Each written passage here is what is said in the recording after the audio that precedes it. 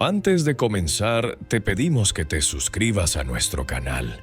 Cada suscripción tuya nos ayuda a seguir compartiendo estas historias impactantes que revelan la verdad detrás de los personajes más enigmáticos de la Biblia.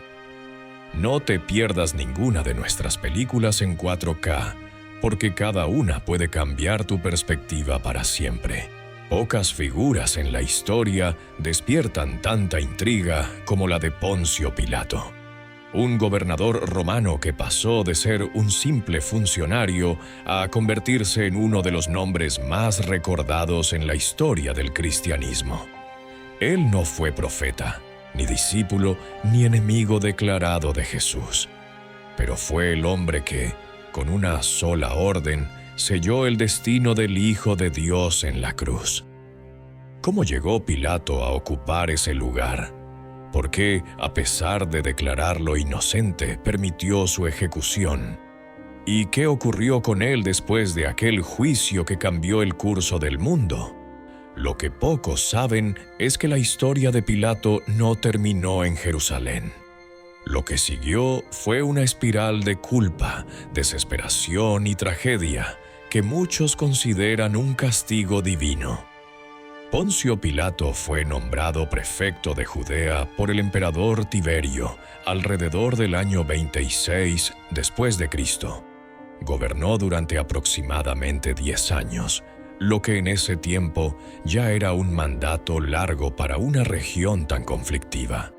Su tarea principal era mantener el orden y recaudar impuestos, pero pronto se enfrentó a la tensión entre las autoridades romanas y el pueblo judío, que lo consideraban un invasor impío. Desde el principio, su relación con los judíos fue tensa. Pilato no respetaba sus costumbres religiosas. En una ocasión llevó imágenes del emperador a Jerusalén, provocando una fuerte protesta. Para los judíos, esas imágenes eran ídolos, y su presencia en la ciudad santa era una profanación. Pilato amenazó con ejecutar a los manifestantes, pero estos se ofrecieron a morir antes que permitir la idolatría. Ante tal determinación, Pilato cedió, pero nunca olvidó aquella humillación. Ese desprecio mutuo creció con el tiempo. Cuando los líderes religiosos trajeron a Jesús ante él, acusándolo de proclamarse rey y amenazando el orden romano, Pilato se encontró en una encrucijada. Interrogó a Jesús y quedó sorprendido por su silencio, su serenidad, su autoridad sin violencia. 3 veces repitió: «No encuentro culpa en este hombre». Incluso su esposa le envió un mensaje urgente: «No tengas nada que ver con ese justo, porque hoy he sufrido mucho en sueños por su causa». Pero la presión de los líderes religiosos y el temor de que lo acusaran ante el César de no castigar a un rebelde fueron demasiado. Pilato, temiendo por supuesto, cedió. Lavándose las manos frente al pueblo, intentó desligarse de la culpa. «Inocente soy de la sangre de este justo», declaró. Pero, ¿puede realmente alguien lavarse las manos de una muerte tan injusta? La crucifixión fue ejecutada, y con ella, el nombre de Pilato quedó unido para siempre al acto más trágico de la historia: la muerte del Mesías. Lo que vino después fue una serie de eventos oscuros, tanto en lo político como en lo personal.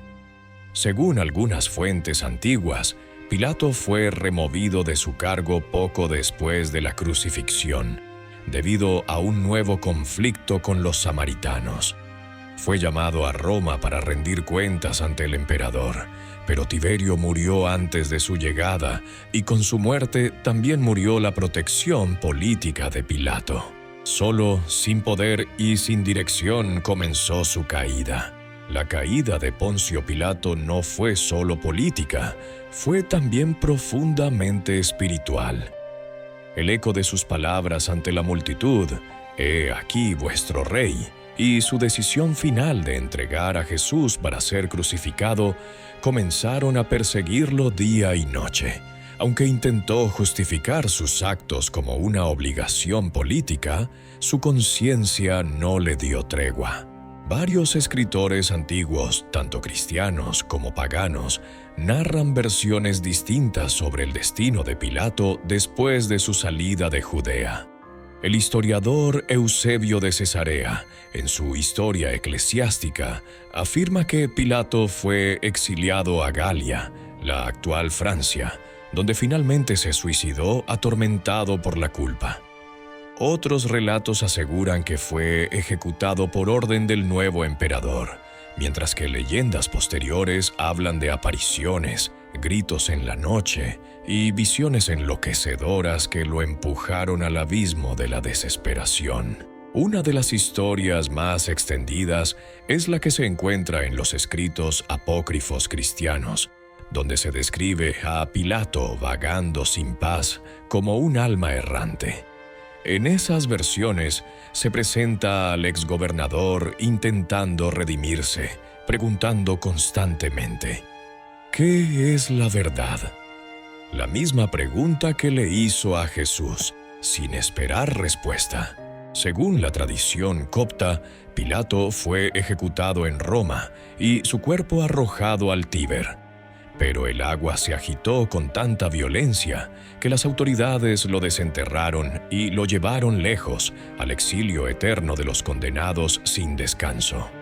Otras versiones ubican su tumba en Suiza, cerca del lago de Lucerna, en una montaña conocida hasta hoy como Pilatus. Allí, dice la leyenda, su espíritu aparece cada Viernes Santo, lavándose las manos eternamente en las aguas del lago. Estas leyendas reflejan una verdad más profunda que las meras crónicas históricas. El alma de Pilato quedó marcada por un acto irreversible. Aunque fue un funcionario obediente al imperio, también fue testigo de algo que iba más allá de cualquier tribunal terrenal. Vio en Jesús una inocencia que desafiaba su autoridad, y aún así lo entregó a la muerte. Los cristianos de las primeras generaciones consideraban a Pilato como una figura trágica.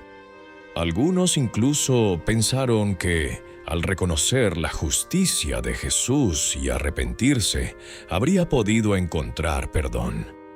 En algunas iglesias etíopes antiguas, incluso se llegó a venerar su figura como un mártir, aunque esta postura fue rechazada por la mayoría de la iglesia. Lo cierto es que su nombre quedó grabado en el credo de millones de cristianos por los siglos. Padeció bajo el poder de Poncio Pilato. No se dice que sufrió bajo Herodes, ni bajo Caifás, sino bajo Pilato, el funcionario que pudo liberar a Jesús, pero no lo hizo. Y es que el mayor pecado de Pilato no fue el odio, sino la indiferencia. Prefirió proteger su carrera que proteger la verdad. Lavó sus manos, pero no pudo lavar su alma. El acto simbólico del agua no borró la sangre que clamaba justicia desde la cruz. Mientras tanto, en Jerusalén, el recuerdo de aquel juicio seguía vivo.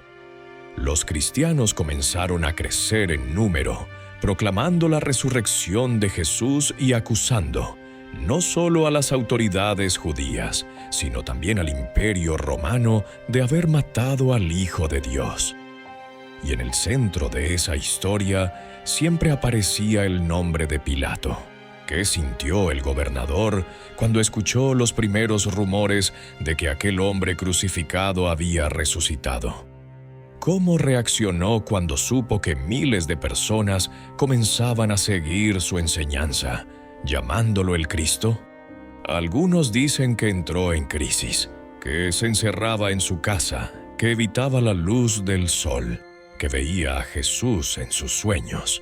Su esposa, Claudia Procula, quien según algunas tradiciones se convirtió al cristianismo, trató de consolarlo, recordándole que había intentado salvar a Jesús. Pero Pilato no lo veía así. sabía que tuvo el poder de detener aquella ejecución y eligió no hacerlo. La figura de Poncio Pilato se fue desdibujando del escenario político romano, pero no de la memoria colectiva. Mientras en Roma los emperadores cambiaban y en Jerusalén la comunidad cristiana se fortalecía, el nombre de Pilato seguía siendo mencionado, tanto por sus enemigos como por quienes intentaban comprender su trágico destino. Los historiadores romanos que mencionaron su caída fueron breves. Tácito apenas alude a él, y Filón de Alejandría lo retrata como un hombre cruel, injusto, inflexible, que gobernaba con arrogancia y sin respeto por los principios. El filósofo judío lo acusó de asesinatos sin juicio, insultos, secuestros y una conducta brutal constante. Sin embargo, lo más perturbador no fue su estilo de gobierno, sino lo que pasó dentro de él después de la crucifixión. Una angustia interna, una oscuridad espiritual que fue creciendo día tras día. En algunas crónicas se relata que Pilato comenzó a desarrollar síntomas extraños: insomnio, temblores, voces que solo él oía. Se dice que hablaba solo en los pasillos, repitiendo palabras como «no tengo culpa, no tengo culpa», mientras sus manos frotaban con desesperación algún trozo de tela o madera, como si quisiera borrar algo invisible. En ese periodo, sin protección imperial tras la muerte de Tiberio, su situación empeoró. Fue acusado por los samaritanos de haber masacrado a un grupo de peregrinos en el monte Gerizim. Esa masacre fue el último error político que pudo cometer. El legado de violencia que dejó en Judea sirvió de excusa perfecta para removerlo del poder. El legado de su nombre estaba manchado por sangre, no solo la sangre de Jesús. Al llegar a Roma, las puertas de influencia estaban cerradas para él. Calígula ya había asumido el trono y los días del viejo prefecto estaban contados. Sin aliados y sin función, fue exiliado, según varias tradiciones, a la región de la Galia, donde vivió sus últimos años en una profunda desesperación. En ese lugar, aislado, perseguido por los recuerdos, comenzó a deteriorarse rápidamente. Algunos dicen que se convirtió en un hombre errante, vestido con harapos, que caminaba por los campos preguntando a los árboles si alguien lo podía perdonar.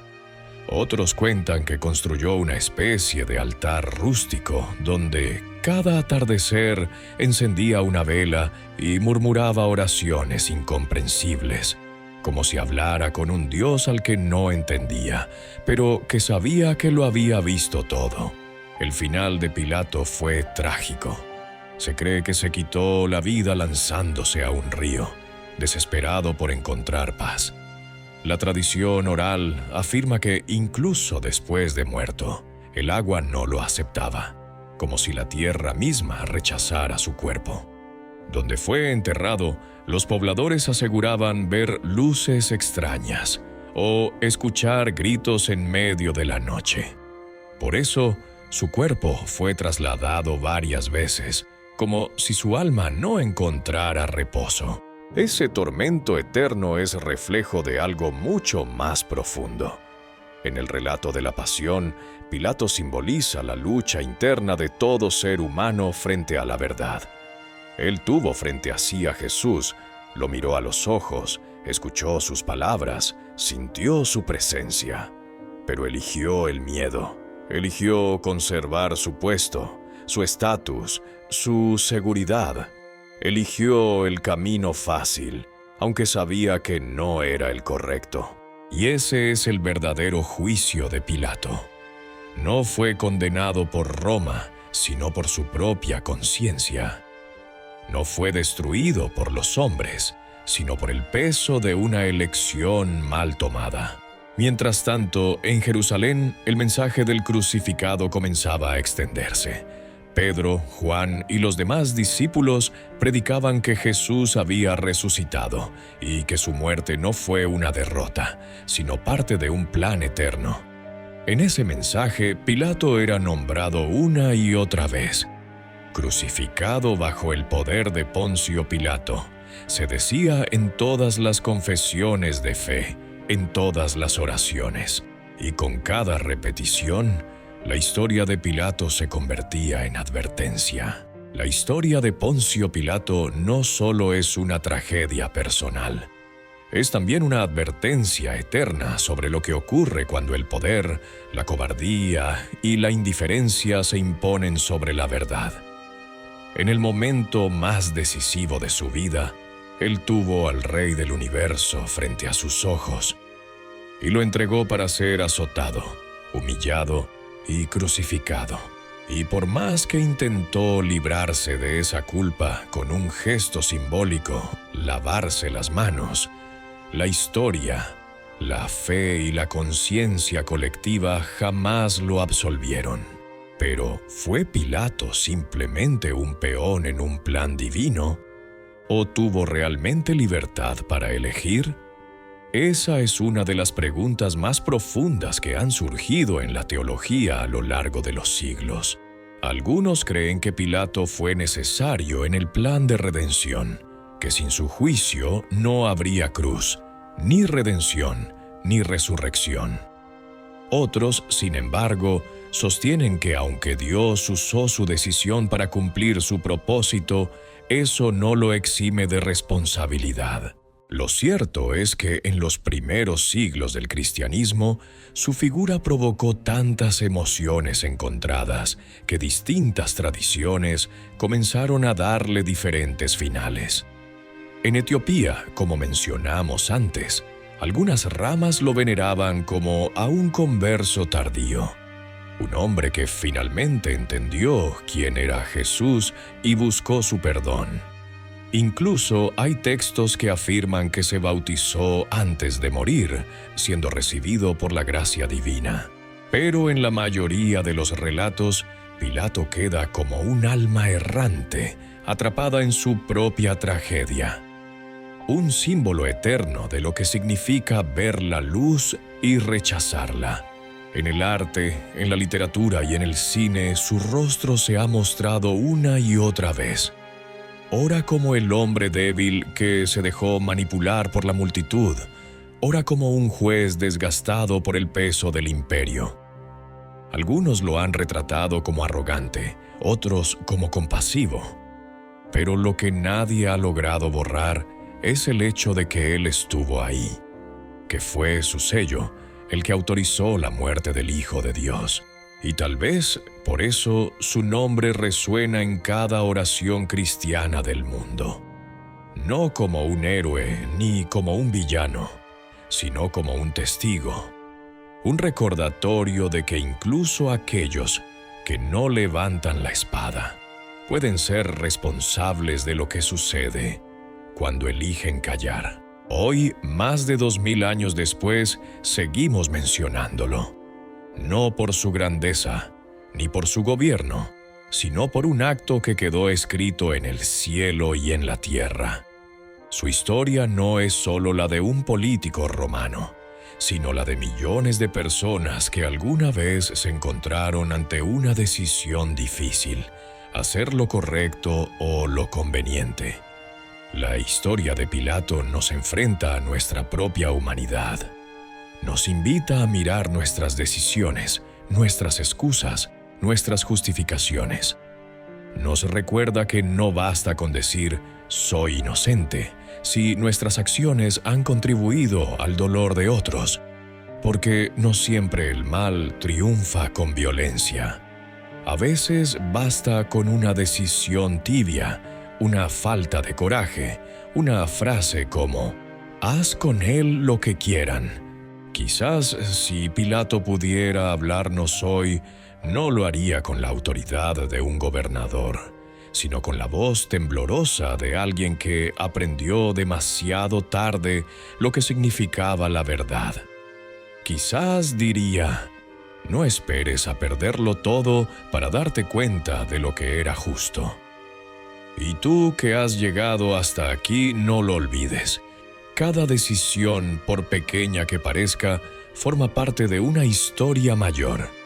Y cada día se nos presenta la oportunidad de elegir lo correcto o lo fácil. Gracias por acompañarnos en esta historia. Si te ha tocado el corazón, suscríbete, comparte este video y ayúdanos a seguir revelando la verdad detrás de los personajes más impactantes de la Biblia. Nuevos contenidos cada semana. Nos vemos en la próxima historia.